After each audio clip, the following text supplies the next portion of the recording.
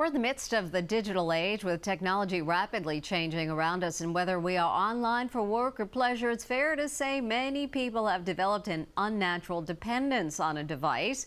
According to a new global report, internet users ages 16 to 64 spend an average 6 hours and 40 minutes a day surfing the web on any device.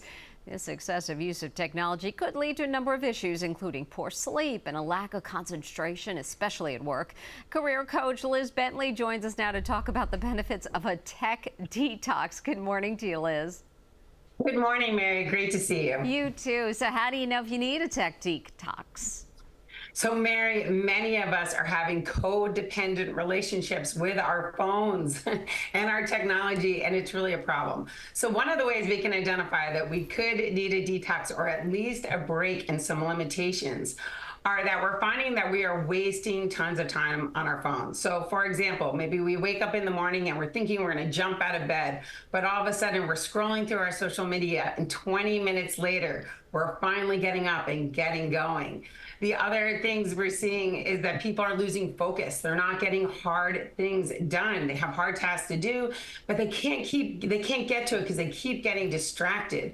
And another place we're seeing people really struggle with this codependency is in social situations. We find that people hide in their phone when they get uncomfortable. So maybe they're just on an elevator and instead of saying hi or looking at someone, they look down into their phone, or they're in a social environment at a dinner, at a networking event, anywhere. And as soon as they get uncomfortable, they put their face in their phone to avoid social contact.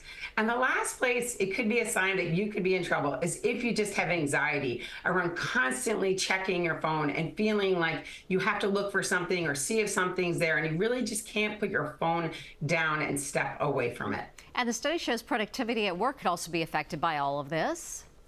Yes, interestingly, our productivity goes up significantly at work if we can manage our tech time better. Now, one thing I want to clarify is that does not mean you don't need to be responsive.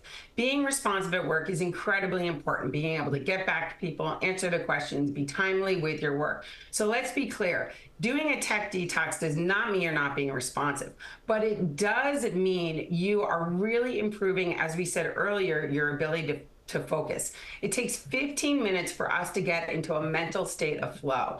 And if we're constantly getting distracted, we can't get there. So there's something called a switch cost. And that is every time you stop one focus to move to another, it takes a long time, up to 15 minutes to get back into focus. So this switching and multitasking of our brain, going from an email to a text to a phone alert, is really derailing our ability to stay in something and move forward.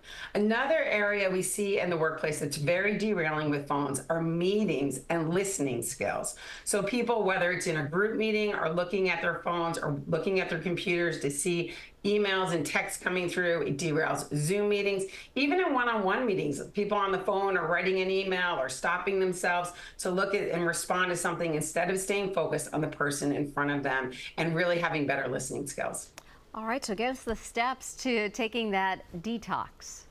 Okay, so first is creating boundaries, okay? Really being able to create a boundary around your phone and also set limitations. People check their phones a staggering 144 times a day. They're on their phones up to 4.5 hours, which is 30% up from last year. So it's really significant to set boundaries and also really put some limitations. Another thing is to go outside for walks or get outside and leave your phone behind. Do not take your phone with you when you leave. And also, just really try to slow down and stay away from the phone as much as you possibly can. Liz Bentley, we thank you. So good to hear from you and such good advice. Thanks so much. Thanks so much. Thanks, Mary. You're streaming CBS News New York. We'll be right back.